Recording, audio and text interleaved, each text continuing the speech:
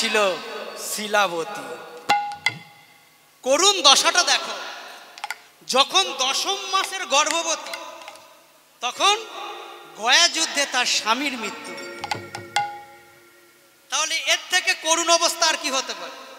আপনারাই বলুন না, আপনারাও তো মা, আমার মা যেমন মা আপনারাও তো তেমন মা, মায়ের তো আলাদা কিছু হয় না নাকি? তেমন যদি 10ম মাসের গর্ভবতী থাকায় তার স্বামী মারা যায়, তার দুর্দশা কেমন হয়? কিন্তু ওই রমণী একটা জায়গা কিন্তু ধরে রেখেছিল, কোথায় জানো? রামকৃষ্ণদেব যেমন কথামৃততে বলে গেছে, জল যদি দিতে হয় গাছের গোড়ায় জল দাও, আপনা হতে ডালে জল যাবে। তেমন ওই রমণী স্বামী দেহত্যাগ করেছে কিন্তু ভগবানের চরণটাকে ধরে রেখেছে। হরি হরি বল, হরি হরি বল। যেমন দেখো, একের পিঠে একটা শূন্য দিলে কত হয় গো মা? কত হয়?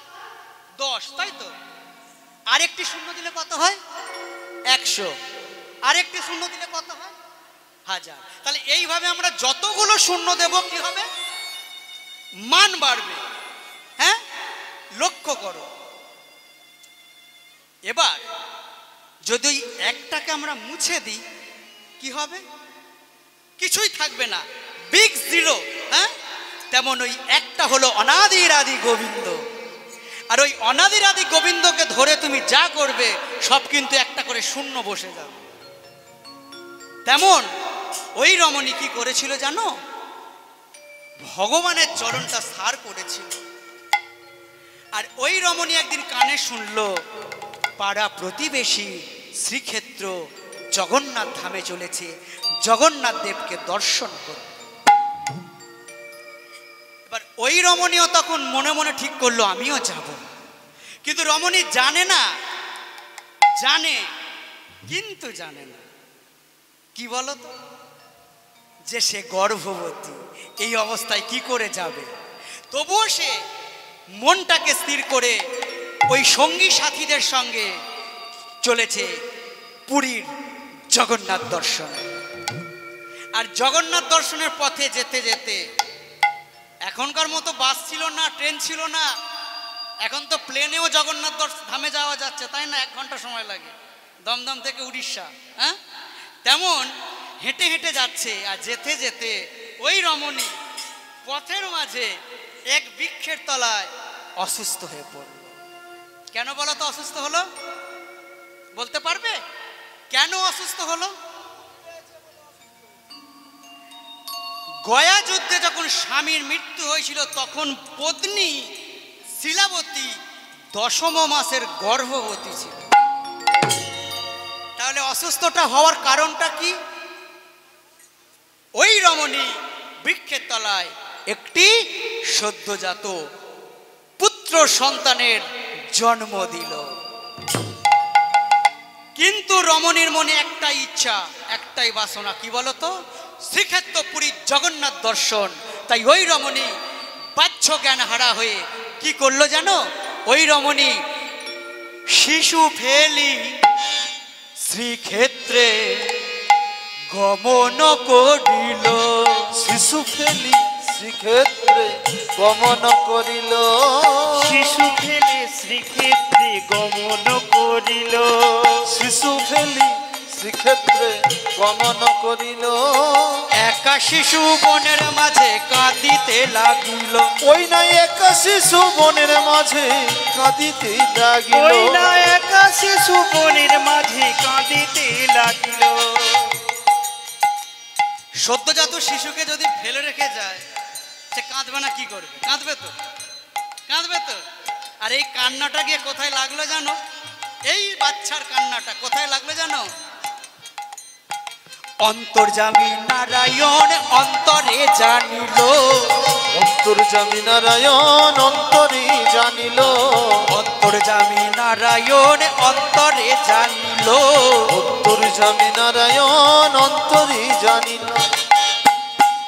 অন্তর্যামী নারায়ণে যখন কানে গিয়ে বাজলো তখন নারায়ণ কি করলো জানো?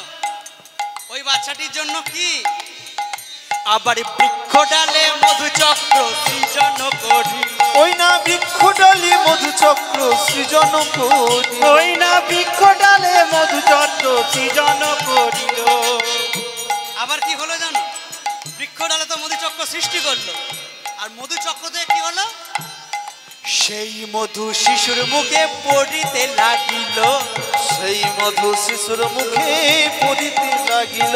সেই মধু শিশুর মুখে পড়িতে লাগিল। সেই মধু শিশুর মুখে পড়িতে লাগিল। মধু পেয়ে শিশু তখন প্রাণে বেঁচে গেল। ওই মধু পেয়ে শিশু তখন প্রাণে বেঁচে গেল। ওই মধু পেয়ে শিশু তখন প্রাণে বেঁচে গেল। আনন্দ ধরে না, আনন্দ ধরে না, আনন্দ ধরে না, আনন্দ ধরে না। আবার মধু পেয়ে শিশুর মুখে আনন্দ ধরে। ওই না মধু পেয়ে শিশুর মনে আনন্দ ধরে না। আবার প্রেমানন্দে খেলা করে আনন্দ ধরে না। ওই প্রেমানন্দে খেলা করে। আবার মধু মধু পান করে, প্রেমানন্দে খেলা করে। আবার মনোমাঝে খেলা করে। প্রেমানন্দে গান তাই করে। গৌর হরি বল। ওই প্রেমানন্দে পান করে, কোনো মাঝে খেলা করে। আনন্দ ধরে না, আনন্দ ধরে না, আনন্দ ধরে না।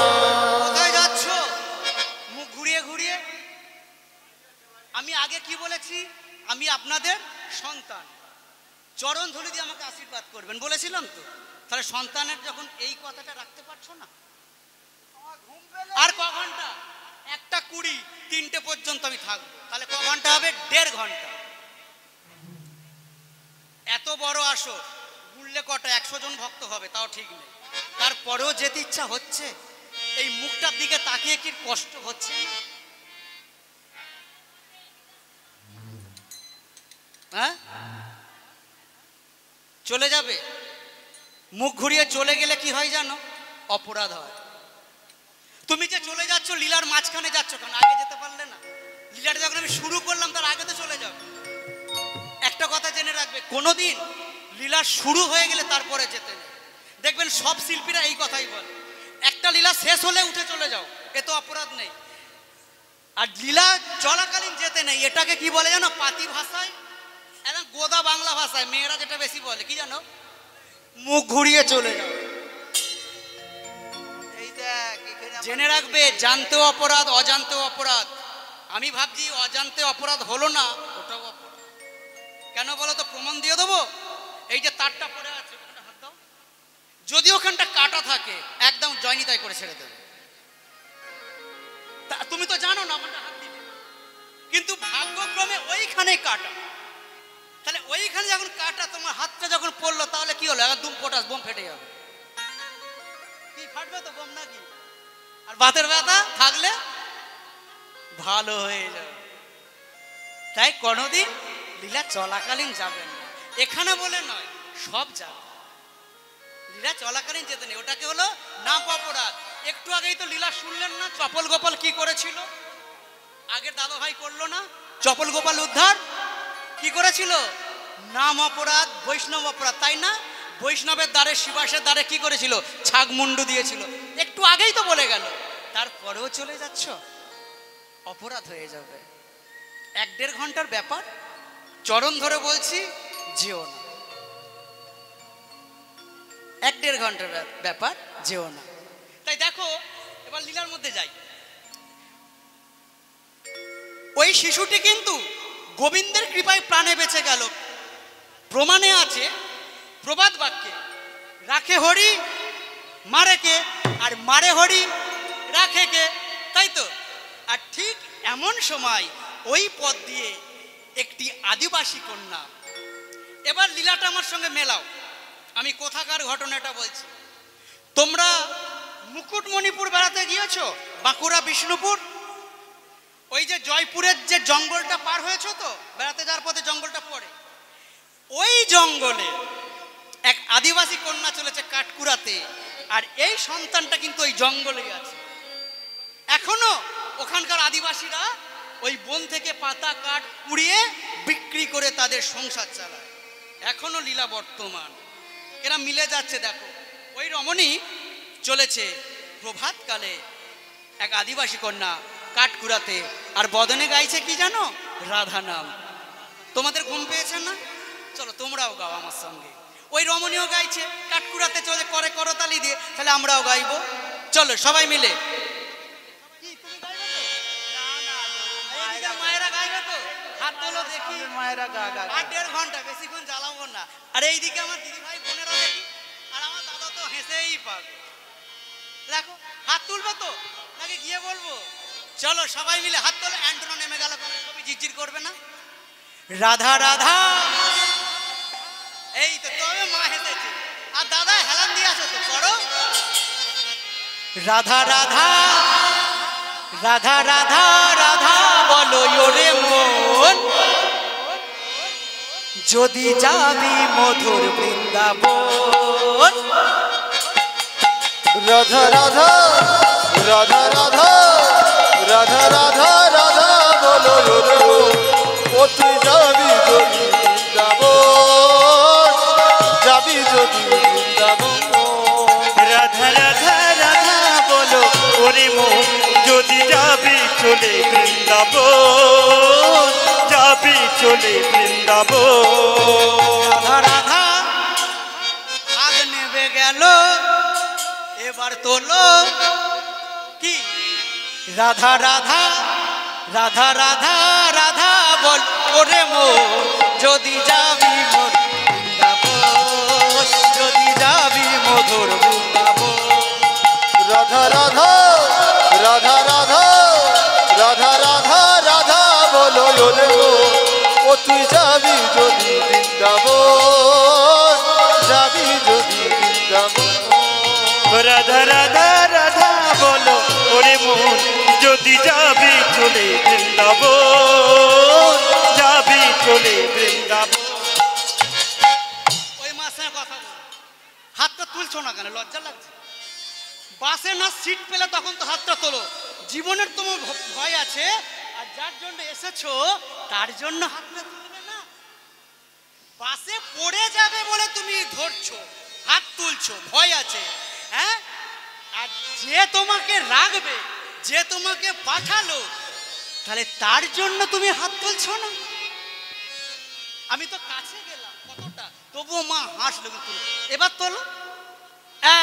রাধা রাধা রাধা রাধা রাধা বলো ওরে মন, যদি যাবি মধুর বৃন্দাবন, যাবি মধুর বৃন্দাবন। রাধা রাধা রাধা বলো রে মন, ও তুই যাবি যদি বৃন্দাবন, যাবি যদি বৃন্দাবন। রাধা রাধা রাধা বলো ওরে মন, যদি যাবি চলে বৃন্দাবন, যাবি চলে বৃন্দাবন।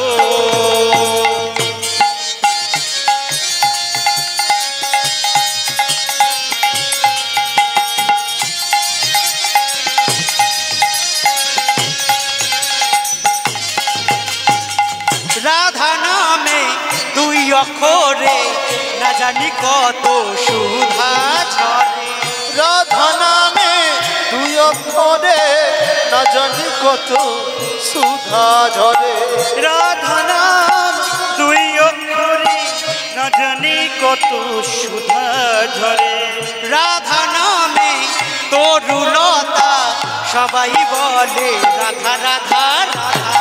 রাধা নামে তরুলতা সবাই বলে রাধে রাধে রাধা। রাধা রাধা আবার নেবে।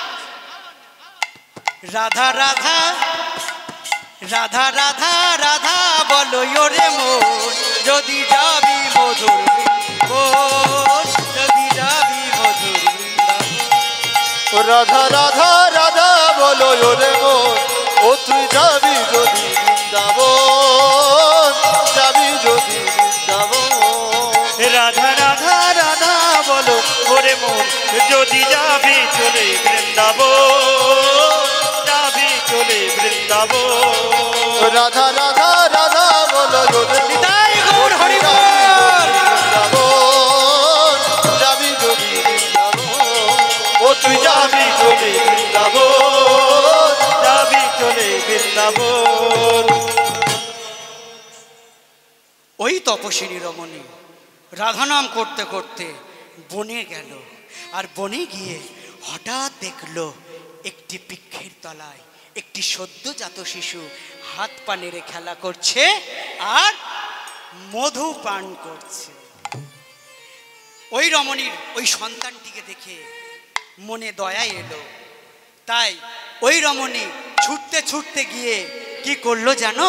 ছুটতে ছুটতে গিয়ে কোলে তুলে নিয়েছে, কোলে তুলে নিয়েছে, কোলে তুলে নিয়ে কোলে তুলে নিয়েছে, বড় ভালো ভালো বলে কোলে তুলে নিয়েছে। ওই বড় ভালো ভালো বলে কোলে তুলে নিয়েছে।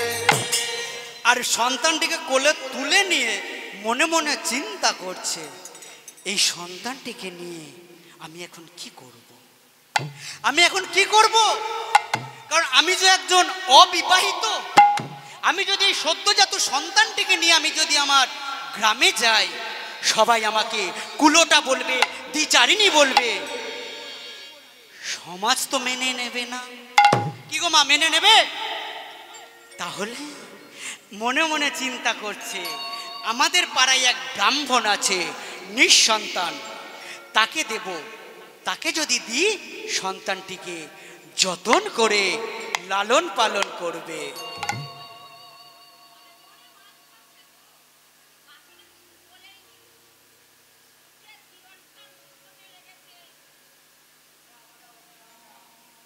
সব বলবো, আপনি আমাকে সময় দেন। আপনি শুরুতেই যদি ঘাটা মারেন আমি তো বলবো। আপনি বসুন, আপনার যা প্রশ্ন লাগে আমাকে বলবেন, আমি সব বলবো। তবে 3টে পর্যন্ত আমার টাইম, তার মধ্যে যতটা হবে, কারণ 3টে পর্যন্ত টাইম মানে আমাকে ছোট করতেই হবে। তাহলে আপনি যা বলে যাচ্ছেন আমাকে তার সকাল 5টা বন্ধ করতে হবে, সেটা তো সম্ভব নয়, তাই না? তাই দেখো, এরা মাঝখানে বলবেন না, পরে বলবেন। হ্যাঁ, একে তো 10টা থেকে রেডি হয়ে বসে আছি এসে, তারপরে এসেছি 12টায়। হ্যাঁ, মনটা তো এমনিতে তো বিগড়ে আছে, আবার যদি মাঝখানে এসে বলে আরো কষ্ট লাগে, ব্যথা লাগে। আর কিছুই না, আমি সব বলবো, আপনি একটু একটু ধৈর্য ধরুন, রান্না করতে দিতে হবে তো। তা ওই বাচ্চাটিকে, আপনার যে প্রশ্নটা, রোদটা কোথায় গেল? গাছের তলায় আমি বলেছিলাম কিনা পুত্র সন্তান, তাহলে গাছের তলায় যদি পুত্র সন্তানটি জন্ম হয়, নারায়ণ যদি সেই গাছের ডালে মধুচক্র সৃষ্টি করে, তাহলে সেই গাছের তলায় যদি বাচ্চাটি থাকে, তার বদনে কি গায়ে কি রোদ পড়বে? বুঝতে হবে তো। মিলল কথাটা? আপনারা বলুন, কথাটা মিলেছে তো? এবার লক্ষ্য করুন। আর ওই বাচ্চাটিকে নিয়ে মনে মনে চিন্তা করছে যে আমি এখন কি করব, কোথায় যাব? আমাদের গ্রামে এক ব্রাহ্মণ আছে, তাকে দেব, সে কিন্তু যতন করে মানুষ করবে।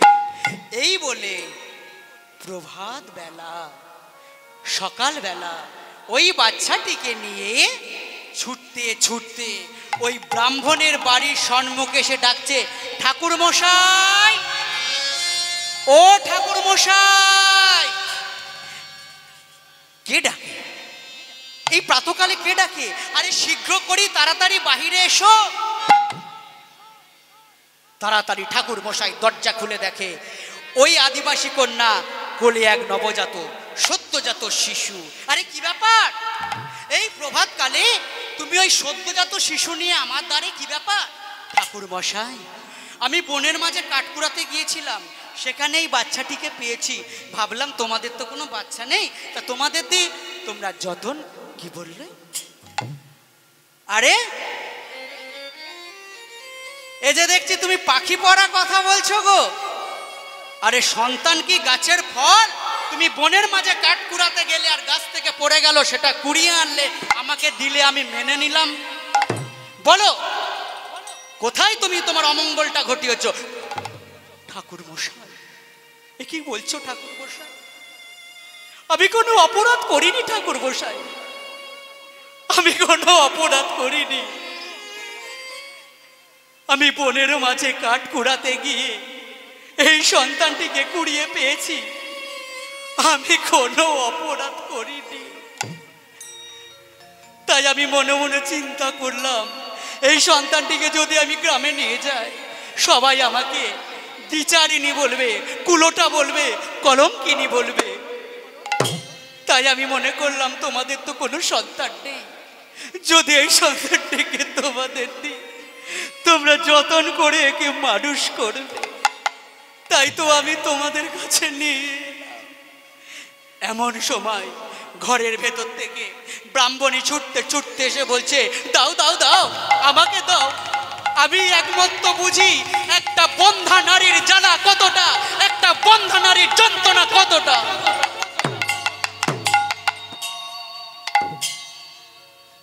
আমি যখন পথে বেরোই, সবাই আমাকে দেখে কটু কথা বলে। সবাই বলে নাকি আমার মুখ দেখে গেলে যাত্রা অযাত্রা হয়। সবাই আমাকে সহ্য করতে পারে না।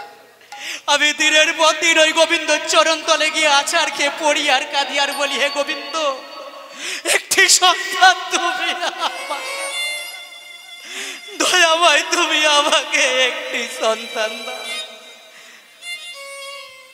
আমি বুঝি একটি বন্ধা নারীর কতটা বুকের ব্যথা, কতটা বুকের কষ্ট। দাও দাও দাও, তুমি সন্তানটি আমাকে দাও। আমি ওকে কথা দিলাম যতন করে মানুষ করব। এই বলে ওই আদিবাসী রমণী ওই ব্রাহ্মণীকে সন্তানটি দিয়ে দিল। আর এদিকে ব্রাহ্মণী ওই সন্তানটিকে নিয়ে মহা আনন্দে দিন কাটতে লাগলো। আর সন্তানের বয়স যখন 6 মাস পূর্ণ হলো, পুত্র সন্তানের 6 মাস যখন বয়স পূর্ণ হয়, তখন কি হয়? অন্নপ্রাশন হয়, তাই তো? তাই দেখো, ওই 6 মাস যখন পূর্ণ হলো, ওই পুত্র সন্তানের অন্নপ্রাশন করা হলো। আর নাম কি রাখলো জানো পুত্র সন্তানের? ওই পুত্র সন্তানের নাম রাখলো গোপাল সিংহ। আর অন্নপ্রাশনটা কবে করলো জানো? মাঘ মাসের পূর্ণিমা তিথি, মাঘী পূর্ণিমার দিন। তবে মা, একটা কথা বলি, তখনের অন্নপ্রাশন আর এখনের অন্নপ্রাশন কিন্তু আলাদা। কিছু মনে করো না মা, তখন হতো অন্নপ্রাশন, আর এখন হয় কি জানো? এখন ভাতের প্রাশন। কেন বলো তো? শুভ অন্নপ্রাশন, তুমি লিখছো শুভ, আর ওদিকে পিছনে কি করছো? হ্যাঁ, জলজান্ত জীবগুলোকে কেটে ফেলছো। তুমি পরমান্ন তৈরি করছো।